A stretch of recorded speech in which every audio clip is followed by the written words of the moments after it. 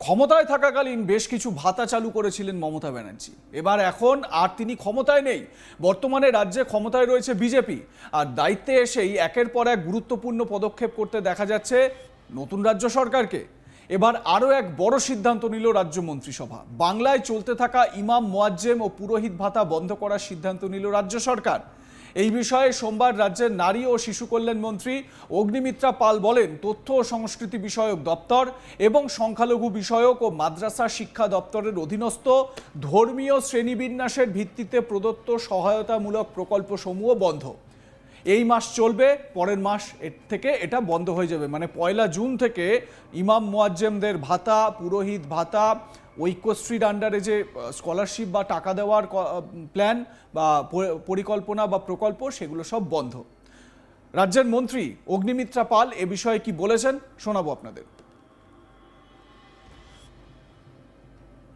তথ্য ও সংস্কৃতি বিষয়ক দপ্তর এবং সংখ্যালঘু বিষয়ক ও মাদ্রাসা শিক্ষা দপ্তরের অধীনস্থ ধর্মীয় শ্রেণী বিন্যাসের ভিত্তিতে প্রদত্ত সহায়তামূলক প্রকল্পসমূহ বন্ধ। এই মাস চলবে, পরের মাস থেকে এটা বন্ধ করা হচ্ছে।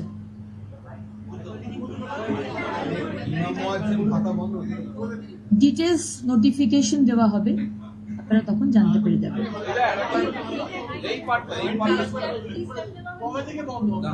তথ্য ও সংস্কৃতি বিষয়ক দপ্তর এবং সংখ্যালঘু বিষয়ক ও মাদ্রাসা শিক্ষা দপ্তরের অধীনস্থ ধর্মীয় শ্রেণীবিন্যাসের ভিত্তিতে প্রদত্ত সহায়তামূলক প্রকল্পসমূহ বন্ধ। এই মাস চলবে, পরের মাস থেকে এটা বন্ধ করা হচ্ছে।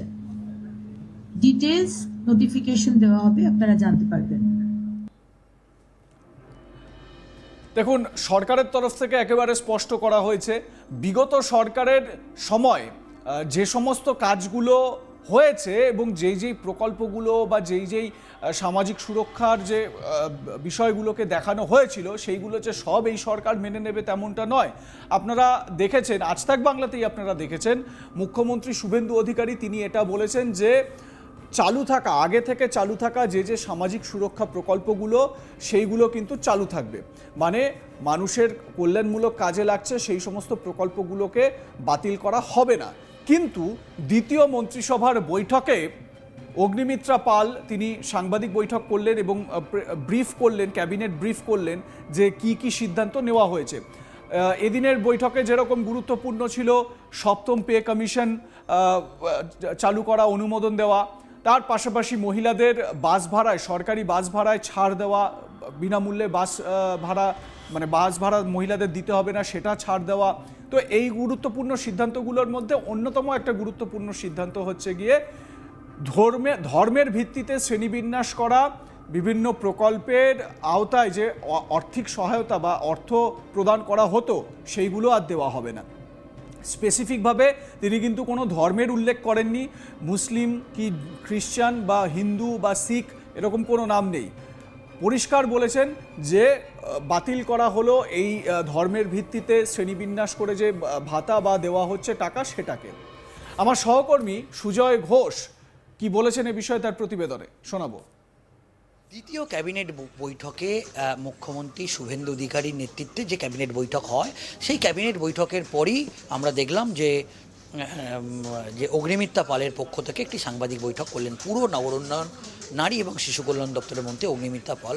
তিনি একটি সাংবাদিক বৈঠক করলেন এবং সাংবাদিক বৈঠক করে তিনি স্পষ্ট জানিয়ে দিলেন যে ধর্মের ভিত্তিতে যে সমস্ত প্রকল্প এতদিন চলছিল, এ মাসই শেষ, পরের মাস থেকে এই প্রকল্পের মাধ্যমে যারা আর্থিক অনুদান বা ভাতা পেতেন সেটা পুরোপুরি বন্ধ হচ্ছে। এবং তিনি স্পষ্ট করে দিয়েছেন যে সংখ্যালঘু দপ্তর এবং তথ্য সংস্কৃতি দপ্তর, সেই দুটো দপ্তর থেকে যে ভাতা দেয়া হতো, সেখান থেকে একটা বিষয় স্পষ্ট, ইমাম মুয়াজ্জেম ও পুরোহিত একেবারে বলা যেতে পারে তাদের যে ভাতা যেটা দেয়া হতো সেটা আগামী মাস থেকেই পুরোপুরি বন্ধ হচ্ছে বলেই জানা যাচ্ছে। এবং অগ্নিমিত্রা পাল একেবারে স্পষ্ট করেছেন, আজকেই গভর্নমেন্টের যে অর্ডার, সরকারি যে আদেশনামা, সেটাও আজকে রাতের মধ্যে জারি হয়ে যাবে। এবং আজকে যে সরকারি আদেশনামা জারি হবে সেখান থেকেই এই বিষয়টা পুরোপুরিভাবে আরও স্পষ্ট হয়ে যাবে। কিন্তু প্রাথমিকভাবে জানা যাচ্ছে যে একদিকে যেরকম পুরোহিতদের ভাতা বন্ধ হচ্ছে, ঠিক সেইভাবেই ইমাম মুয়াজ্জিনদের ভাতাও বন্ধ হচ্ছে। আমরা জানি যে পূর্বতন রাজ্য সরকার, আমরা দেখলাম যে সামাজিক উন্নয়ন প্রকল্পের অংশ হিসাবে পুরোহিত, ইমাম এবং মুয়াজ্জিনদের ১,৫০০ টাকা করে একটি ভাতা তারা দিতেন। এবং 2026-এর বিধানসভা নির্বাচনের আগে এই ১,৫০০ টাকা ভাতাটাকে আরও ৫০০ টাকা বাড়িয়ে ২,০০০ টাকা করা হয়েছিল। এবং 26-এর বিধানসভা নির্বাচনের আগে প্রাক্তন মুখ্যমন্ত্রী তিনি একটি চমক দিয়েছিলেন। সেক্ষেত্রে আজকে অগ্নিমিত্রা পাল যে সাংবাদিক বৈঠক করলেন, সেখান থেকে একেবারে স্পষ্ট হয়ে গেল যে এই মাসেই, মানে সামনের মাস থেকে পুরোহিত, ইমাম এবং মুয়াজ্জিনদের কোনো ভাতা বা যে প্রকল্প বা যেটা চলছিল সেটা পুরোপুরি বন্ধ। এবং এটাও তিনি স্পষ্ট করেছেন যে সংখ্যালঘু দপ্তর এবং তথ্য সংস্কৃতি দপ্তর, এই দুটো দপ্তরের তত্ত্বাবধানে এই যে প্রকল্পগুলো আছে, 3টি বিশেষ ইমাম, মুয়াজ্জিন এবং পুরোহিত, তাদের ভাতাই পুরোপুরি বন্ধ হলো।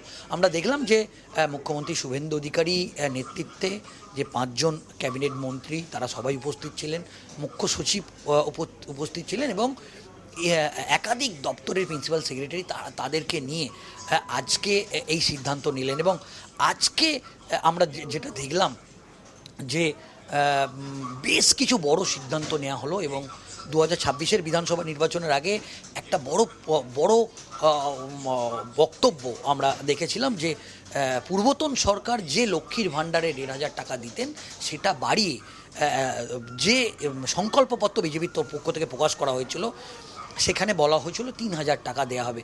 ইতিমধ্যেই আজকে দ্বিতীয় যে ক্যাবিনেট বৈঠকে, সেই বৈঠকে একেবারে সিদ্ধান্ত নেওয়া হয়েছে এই অন্নপূর্ণা ভাণ্ডার যে প্রকল্প, সেখানে সিলমোহর এসছে। এবং এই প্রকল্পে কিন্তু সামনের মাস থেকে 1 জুন থেকেই একেবারে ডাইরেক্ট বেনিফিট, মানে একেবারে তাদের অ্যাকাউন্টে সরাসরি ৩,০০০ টাকা পাবেন। এবং এর জন্যে আলাদা করে কোনো ফর্ম ফিল আপ করা বা অন্য কোনো কিছুর বিষয় একেবারে স্পষ্ট করে জানিয়ে দিলেন যে রাজ্য সরকারের কাছে সমস্ত ডেটা একেবারে স্পষ্টভাবেই আছে যে তারা যেভাবে লক্ষ্মীর ভাণ্ডার পেতেন যে ব্যাঙ্ক অ্যাকাউন্টে, সেই অ্যাকাউন্টেই সরাসরি ৩,০০০ টাকা করে বর্তমান সরকার কিন্তু দেবে এবং সেটা 1 জুন থেকেই দেবে।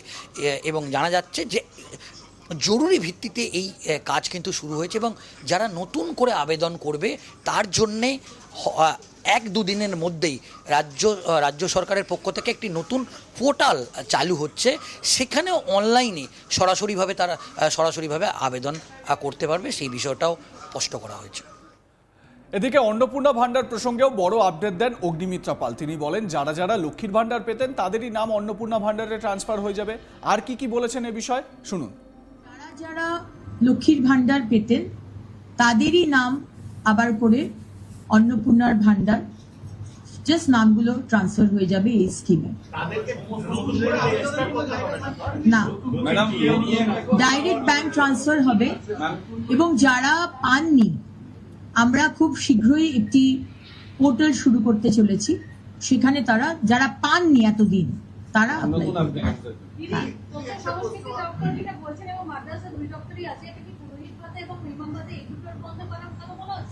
সেটা ডিটেলসে নোটিফিকেশন বেরোবে, তারপর আপনারা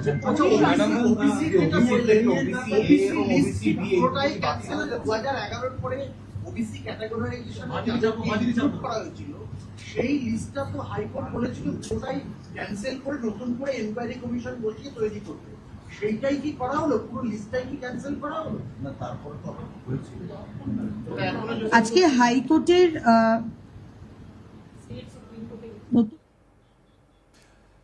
লাইক, কমেন্ট, শেয়ার করে আপনাদের মতামত জানান। দেখতে থাকুন আজ তাক বাংলা।